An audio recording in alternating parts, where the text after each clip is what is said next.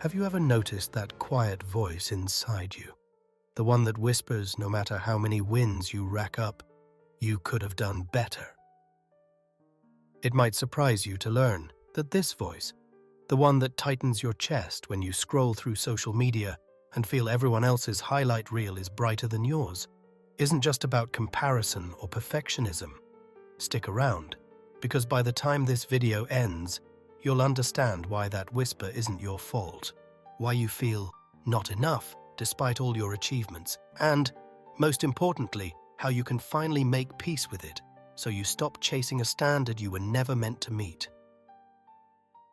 Picture this. You wake up after a big win, a promotion, a successful launch, a compliment from someone you respect, and yet, somewhere beneath your excitement, there's that nagging unease. It doesn't crash in like a tidal wave. It seeps in like a slow drip, settling in the corners of your mind. You catch yourself replaying a conversation where you think you could have said something smarter, or you find yourself scrolling again, wondering why you don't look as put together as that stranger on your screen. Sound familiar? You're not alone, and it's not because you lack talent or grit. There's something deeper at play, something that lives in the shadows of your psyche, and today we're going to shine a light on it. Before we dive in, here's a little pact. If this exploration into your hidden self resonates, show this video some love by hitting the like button, and drop a comment with the moment you first realized that whisper was more persistent than your inner cheerleader. Let's build a community that says, yes, I feel that too. And let's figure this out together. So where does this feeling originate? Carl Jung, the Swiss psychiatrist who redefined how we see the human mind, called it the shadow. It's not evil or mystical. It's simply everything you've been taught to suppress. Anger, sadness, even your boldness and creativity. As kids, every time someone said, "Don't cry," or "Stop showing off," you shoved a piece of yourself into a box. Over time, that box got heavier and more crowded, filled with parts of you that were deemed too loud, too sensitive, too much. And though you thought you'd tucked those pieces away for good, they never disappeared. Instead, they whisper through your self-talk and flicker in your relationships, reminding you you're still carrying them around. Imagine that every critical thought you have is actually a signal, a plea from a part of you that just wants to be heard. But here's the twist you weren't expecting. The ways you've tried to drown out that voice, achieving more, seeking more praise, pushing yourself harder, might be feeding it instead. That's right. The very strategies you think will silence your inner critic could be strengthening it. Now, don't go anywhere. There's a simple exercise coming up that will start to unmask this shadow. But first, a quick reminder. If you're curious about peeling back more layers of your mind and rewiring your relationship with yourself, make sure you're subscribed and have notifications on. You won't want to miss the deeper practices we've got lined up in upcoming videos. Back to the shadow. Jung taught that integration, bringing what's hidden into the light, is the antidote to feeling fractured. But integration isn't about fixing yourself or eradicating your flaws. It's about befriending those exiled parts of you and inviting them back to the table. Picture your psyche as a family. The shadow is the sibling you pretended didn't exist, but who still shows up at family gatherings, stirring up drama. Integration is about giving that sibling a seat, acknowledging their pain, and recognizing that without them, the family story is incomplete. Here's how you start. Pay attention to your triggers. The explosive anger when someone cuts you off in traffic, the slump of shame when you get a dry reply to a heartfelt message. Those are your shadow tapping you on the shoulder. When you feel that surge of emotion, pause, breathe into it. Ask yourself, what part of me is hurting right now?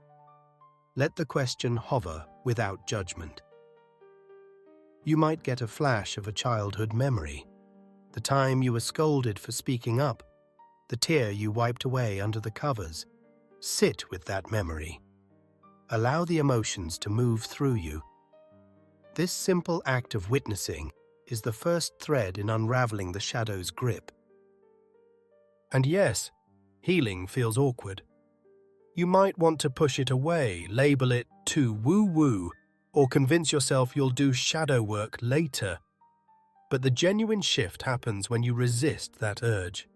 Staying still with discomfort is a rebellious act in a world that tells you to plaster on a smile and hustle harder. By now, you might be wondering how to keep this momentum going. Here's a tool you can use right now. The mirror reframe. Stand in front of a mirror. Look deep into your own eyes, past the hair, past the outfit, and say out loud, "I am enough, even with my shadows." You'll likely hear a counter-argument, "But you messed up last week," or "No one's fooled by this bravado." When that voice knocks, respond calmly, "I hear you, and thank you for protecting me." Over time, this ritual weakens the harsh critic and builds a bridge to the parts of you that crave compassion. Now, if this moment of realization has sparked something for you, hit that subscribe button and ring the bell so you don't miss our next deep dive into practical integration exercises. Also, if you're brave enough, leave a comment below telling us one quality you've always hidden, and let's celebrate the courage it takes to bring it into the light. So far, we've uncovered why you feel not enough, where that voice comes from, and a couple of ways to start softening its tone. But there's another side to the shadow that often gets overlooked, the gold it contains. Jung believed our shadows are not just repositories of pain, but vaults of our greatest strengths, our creativity, our passion, our unbridled joy. When you reclaim those parts, you don't just calm your inner critic, you unlock new levels of aliveness. Suddenly, projects that once felt stale are infused with fresh energy. Relationships open up in ways you never imagined.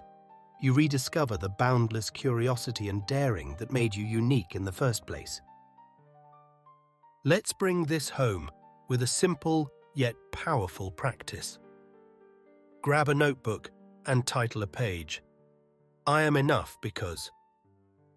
Now, write down 10 statements that reflect your inherent worth. I am enough because I breathe life into my passions. I am enough because I've survived hardships and still choose hope. I am enough because my quirks make me authentically me. Don't wait for perfection or validation. Anchor yourself in these truths today. Then keep this list somewhere you'll see it daily. Whenever self-doubt creeps in, let your own words remind you that worth isn't earned. It's built into the fabric of your being. By weaving these practices into your life, you move from surface-level fixes into genuine integration. The voice that once whispered "not enough" will grow quieter, replaced by a gentle knowing, "Yes, I'm flawed, but I'm whole. Yes, I mess up, but I'm worthy. Yes, I feel fear, but I also feel joy that lights up my chest." So here's the final invitation. Take one step today to honor your shadow. Maybe it's a 5-minute check-in before bed. Maybe it's declaring your worth in the mirror. Whatever it is, commit to it and share your experience in the comments so we can support each other. And if you found this journey helpful, don't forget to like this video. It helps others find these insights too. Thank you for being here, for daring to look deeper, and for choosing to bring every part of yourself home. You are not broken, you are evolving, and the path to wholeness begins when you welcome your shadow into the light. If you haven't already, hit subscribe and join our community. where we continue to explore the hidden landscapes of your mind. Until next time, remember, you are enough, and embracing your shadow is the beginning of your greatest return.